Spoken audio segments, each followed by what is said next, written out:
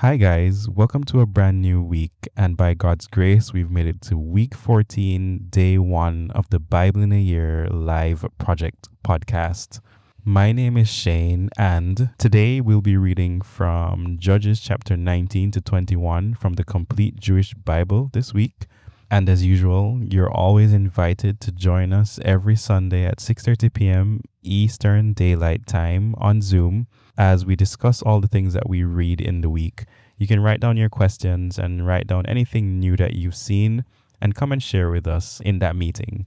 The details to join that meeting are in the description below, but you can also find it on our website at biaylproject.com. Let me encourage you also to invite a friend to read the Bible with us every day on the podcast. It's never too late to start. But for now, let us dive into today's reading. Judges chapter 19. In those days when there was no king in Israel, there was a certain Levi living on the far side of the Ephraim hills, who took a woman from Bethlehem in Judah to be his concubine. But his concubine was unfaithful to him and left him to go to her father's house at Bethlehem in Judah, where she stayed for some time, 4 months. Then her husband went after her to persuade her to return. He had his servant with him and a pair of donkeys. She brought him into her father's house, and when the girl's father saw him, he was glad to meet him. His father-in-law, the girl's father, kept him there. So she remained with him 3 days, and they ate, drank, and stayed there. On the 4th day, they got up early in the morning, and he prepared to leave. But the girl's father said to his son-in-law, "You'll feel better if you have a bite of food before you leave." So the two of them sat down and ate and drank together. Then the girl's father said to the man, "Please stay one more night and have a good time." The man rose to leave, but his father-in-law pressed him, so he stayed there again. The morning of the 5th day, he got up early to leave. But the girl's father said, "Why don't you have something to eat and leave this afternoon?" So the two men ate. When the man got up to leave with his concubine and the servant, his father-in-law, the girl's father, said to him, "Look, it's almost evening. Please stay the night. You see that it's getting late. Stay on, enjoy yourself, and tomorrow get going early on your way home." But the man wouldn't stay that night. So he got up and left with his concubine and his 2 saddled donkeys, and they arrived at Yevus, also known as Yerushalayim. By the time they arrived at Yevus, it was nearly evening, and the servant said to his master, "Why don't we go on into this city of Yevusi and stay there?" But his master said to him, "We won't go into a city of foreigners, which doesn't belong to the people of Israel. We'll go on across to Giva." He said to his servant, "Let's go, and we'll get to one of those places. We'll stay in Giva or Ramah." So they went on and kept traveling until the sun set on them near Giva, which belongs to Benjamin. There they turned off the road to go and stay in Giva. He went in and sat down in the city's open space, since no one had offered his home for them to spend the night. In time, at nightfall, an old man came from his work in the field. He was from the Ephraim hills and was staying in Giva, although the residents were of Benjamin. The old man looked up, saw the traveler in the city's open space, and said, "Where are you going, and where are you coming from?" He replied, "We're crossing from Bethlehem in Judah to the far side of the Ephraim hills. That's where I'm from. I went to Bethlehem in Judah, and now I'm going to the house of Adonai, but there's no one here who will let me spend the night in his home. We have straw and food for our donkeys, also bread and wine for me, my concubine, and the boy there with your servants. We don't need anything else." The old man said, "You're welcome to stay with me. I'll take care of anything you lack. Just don't spend the night out in the open." So he brought him home and gave food to the donkeys. Then they washed their feet and ate and drank. They were relaxing when suddenly some men from the city, good-for-nothings, surrounded the house and began beating at the door. Send out the man who came home with you, they demanded of the old man whose house he was at. We want to have sex with him. The man whose house it was went out and said to them, No, my brothers, please don't do anything as wrong as this. Look, he's just a guest in my house. Don't do this degrading thing. Here's my daughter, who's a virgin, and his concubine. I'll bring them out. Mistreat them. Do what you want to them, but don't do such a degrading thing to this man. However, the men wouldn't listen to him. So the man took hold of his concubine and brought her out to them. They raped her and abused her all night long. Only at dawn did they let her go. At daybreak, the woman came and fell down at the door of the man's house, where her husband was, and she was still there when it grew light. When her husband got up, opened the doors of the house, and went out to go on his way, he saw the woman lying there with her hand stretched out toward the door. He said to her, Get up, let's go. But there was no answer. So he loaded her body on the donkey and began his trip home. On arrival to his house, he got a knife, took hold of his concubine's body, cut her up into 12 pieces, and sent them to all the regions of Israel. Everyone who saw it said, From the day the people of Israel came up from Egypt until now, never has such a thing happened or been seen. What are we going to do about it? Talk it over and decide. Judges chapter 20. All the people of Israel came up from Dan to Beersheba, including Gilad. The community assembled with one accord before Adonai at Mitzpah. Leaders of all the tribes of Israel presented themselves in the assembly of the people of God, 400,000 foot soldiers, armed with swords. Now the people of Benjamin heard that the people of Israel had gone up to Mizpah. The people of Israel said, Tell us, how was this crime committed? The Levi, the husband of the murdered woman, answered, I came to Giva, which belongs to Benjamin, I and my concubine, to stay the night. And the men in Giva attacked me and surrounded the house I was staying in at night. They wanted to kill me, but instead they raped my concubine to death. I took my concubine's body, cut it into pieces, and sent them throughout all the territories belonging to Israel, because they have committed a shockingly obscene and degrading crime in Israel. Look, you are all the people of Israel, so discuss what to do, and give your advice here and now. All the people stood up in agreement and said, None of us will go home to his tent or his house. What we will do now to Giva is this. We'll draw lots. We'll take 10 men out of each 100 throughout all the tribes of Israel, and 100 out of 1,000, and 1,000 out of 10,000, to collect food for the others. When these come to Giva in Benjamin, they will avenge the crime that was committed. Thus, all the men of Israel joined together in complete agreement, assembled to attack the city.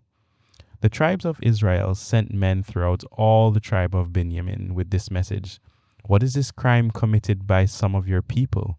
Turn over these good-for-nothings who are in Giva at once, so that we can execute them and rid Israel of such evil. But the people of Benjamin refused to obey the order of their kinsmen, the people of Israel. Instead, the people of Benjamin gathered themselves together from their cities and went to Giva to fight the people of Israel. On that day, there were 26,000 men from Benjamin armed with swords, besides the inhabitants of Giva, who numbered 700 specially chosen men. All of these 700 specially picked men were left-handed, and everyone could sling a sling at a hair and not miss. The army of Israel, apart from Benjamin, numbered 400,000 men with swords. They were all experienced soldiers. The army of Israel began by going up to Bethel, where they asked God, who should go up first to attack the army of Benjamin? Adonai said, Yehudah first. So the army of Israel got up in the morning and set up their camp near Giva. Then the army of Israel went out to attack Benjamin and set up their battle line in front of Giva. But the army of Benjamin came out of Giva and slaughtered the army of Israel. On that day, 22,000 men fell. The people, the men of Israel, restored their morale and again positioned themselves for battle where they had been the first day. Then the army of Israel went up and cried before Adonai until evening. They asked Adonai, "Should we attack our kinsmen, the people of Benjamin, again?" Adonai answered, "Attack them." So the army of Israel went out to attack the army of Benjamin the second day. But Benjamin went out against them from Givah, and the second day and slaughtered the army of Israel. 18,000 men armed with swords fell. Then the whole army of Israel, all the people, went up to Bethel and cried and sat there in the presence of Adonai. They fasted that day until evening, offered burnt offerings, peace offerings to Adonai, and asked Adonai what to do. The ark of the covenant of God was there at that time, and Pinchas, the son of Eleazar, the son of Aharon, stood before it at that time. They asked, "Should we still go out to battle again against our kinsmen, the people of Benjamin, or should we stop?" Adonai answered, "Attack, because tomorrow I will hand them over to you." Israel hid some men around Givah, and on the third day Israel attacked the army of Benjamin and took a position against Givah as they had the other times. Again the army of Benjamin went out against the people. Lured away from the city, they began attacking and killing some of the people, as they had the other times. They killed about 30 men of Israel in the countryside and on the roads, one of which goes up to Bethel, and the other to Givah. The army of Benjamin said, "They are defeated just as before." But the army of Israel said, "Let's run off and draw them away from the city onto the roads." All of the men of Israel left their places and took up a battle position at Baal Tamar, while the other Israelite men burst out of their hiding places at Marah Givah. 10,000 men chosen out of all of Israel came over to attack Givah, and the combat was intense. But the army of Benjamin didn't know that they were about to be defeated, for Adonai routed Benjamin in Israel's presence. That day, the army of Israel destroyed 25,100 men of Benjamin, all of whom carried swords, and the people of Benjamin realized that they had been beaten. The men of Israel, trusting the ones they had put in place to ambush Benjamin, gave ground to the men of Benjamin. Then the men who had been lying in wait rushed in on Givah, drew their swords, and destroyed the city. The army of Israel and the ambushers had agreed that as a signal, they would make a huge cloud of smoke rise from the city, at which time the men of Israel would turn back.